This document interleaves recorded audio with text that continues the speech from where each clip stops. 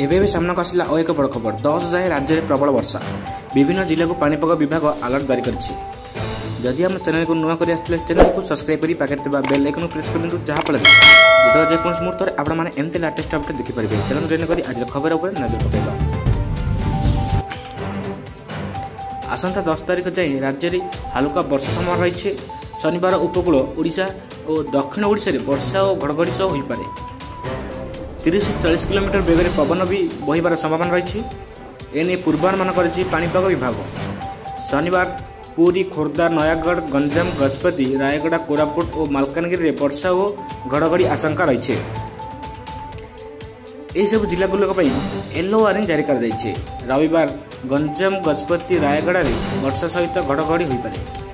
7, 8, 9 और 10 तारिख में उपकूल और दक्षिण ओडिशा रे किछि स्थान रे स्वल्परू मध्यम वर्षा रहीबार संभावना रही।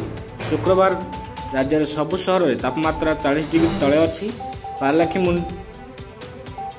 मुंडी दिन तापमात्रा सबुठु अधिक 38.6 डिग्री सेल्सियस रेकर्ड रखा जाइछे।